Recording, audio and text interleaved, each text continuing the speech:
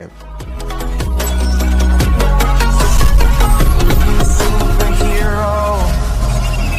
Friends, तो आज के इस वीडियो में हम कंपेयर करने वाले हैं दो आर्मर्स को, जो कि है आयरन मैन का गॉड किलर आर्मर और बैटमैन का हेलबैट सूट, और देखेंगे कि इन दोनों में सबसे ज़्यादा पावरफुल कौन है।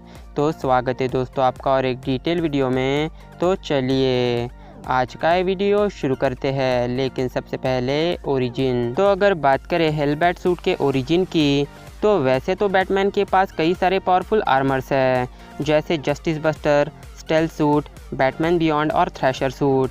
पर जब भी बैटमैन के मोस्ट पावरफुल सूट का नाम लिया जाता है, तब हमेशा टॉप 3 में हेलबैट सूट होता है। हालांकि ये बैटमैन का मोस्ट पावरफुल सूट नहीं है, पर फिर भी ये एक पावरफुल सूट है। और ये सूट हमें कॉमिक्स में सबसे पहली बार दिखा था बैटमैन एंड रॉबिन के वॉल्यूम 2 इशू नंबर 33 में, जहां जस्टिस लीग डार्कसाइड जैसे बड़े खतरे का सामना करने की तैयारी कर रही थी। पर जब जस्टिस लीग के मेंबर्स ब्रूस वेन को देखते हैं, तब उन्हें लगता है कि हम सब में ब्रूस ही एक ऐसा मेंबर है जिसके पास कोई भी सुपर पावर नहीं है। और तब जस्टिस लीग सोचती है कि हमें मिल के बैटमैन के लिए एक नया सूट बनाना चाहिए, और इस तरह से जस्टिस लीग बैटमैन के लिए एक नया सूट बनाती है, और इस सूट का नाम रखा जाता है हेलबैट सूट। तो अब कई लोगों को ऐसा लगता है कि इस सूट को हेलबैट सूट ही क्यों कहा जाता है।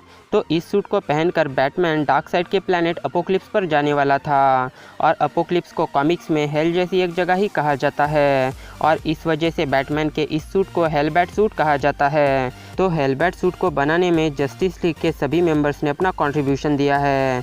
जैसे सुपरमैन इसे सन में फोर्ज करता है, और साथ ही सुपरमैन इस सूट में सन के पावर्स डालता है। ग्रीन लैंटर्न इस सूट के विंग्स बनाता है। फ्लैश इस सूट में अपना स्पीड फोर्स डालता है। साइबॉग इसमें अपनी टेक्नोलॉजी डालता है।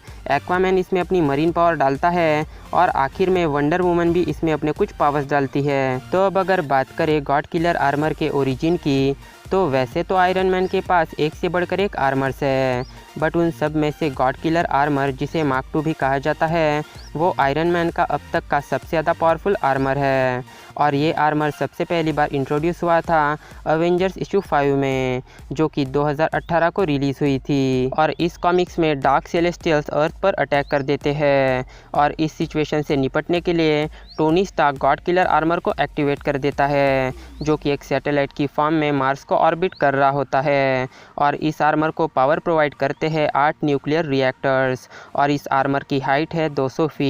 Powers and abilities. तो अब अगर बात करें iron man with God killer armour के पावर्स की, तो iron man with God killer armour के पास है super human strength, super human durability, super speed, flight, anti facing technology, repulsor beams, thrusters, laser beams और एडवांस वेपन्स। मार्क 2 यानी God killer armour Mars से अर्थ पर कुछ ही minutes में आ गया था।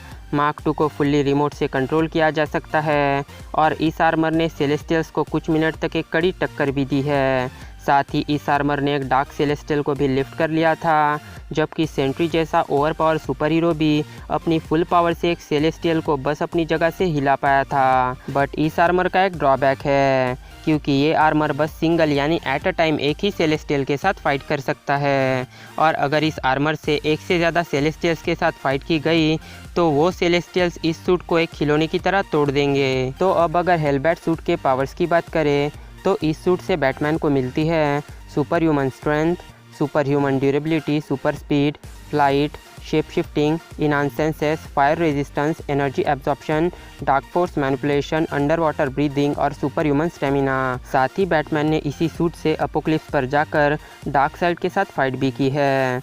पर इतने सारे पावर्स होने के अलावा हेलबैट सूट की एक वीकनेस भी है, कि ये सूट अपने यूज़ के लिए बैटमैन के मेटाबॉलिज्म से पावर लेता है, जिससे अगर बैटमैन ज़्यादा देर तक किसी से फाइट करता है, तो बैटमैन की जान भी जा सकती है। तो अब क्वेश्चन ये आता है कि इन दोनों में सबसे ज़्यादा पावरफुल कौन है। तो हेलबैट और गॉड किलर, ये दोनों बहुत ही ज़्यादा पावरफुल सूट्स हैं, पर इतने ज़्यादा पावर्स होने के अलावा इन दोनों सूट के कुछ ड्रॉबैक्स भी है।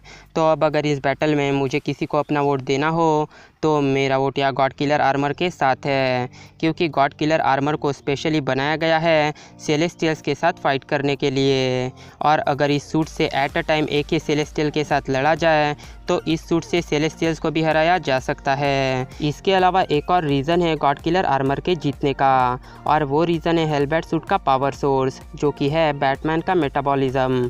तो अगर बैटमैन इस सूट का यूज़ ज़्यादा देर तक करता है तो इससे बैटमैन की जान भी जा सकती है, और इसलिए जस्टिस लीग के सभी मेंबर्स ने बैटमैन से कहा था कि वो इस सूट का यूज़ कभी भी ना करे। तो इन्हीं सब बातों की वजह से मेरा वोट या गॉड किलर आर्मर के साथ है, पर ये बस मेरा पर्सनल ओपिनियन है। आपका ओपिनियन मुझसे अलग भी हो सकता है।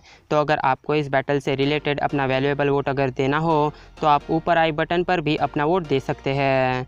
तो मैं मिलता हूँ आपसे मेरे नेक्स्ट वीडियो में एक नए टॉपिक के साथ। Till then bye and be safe.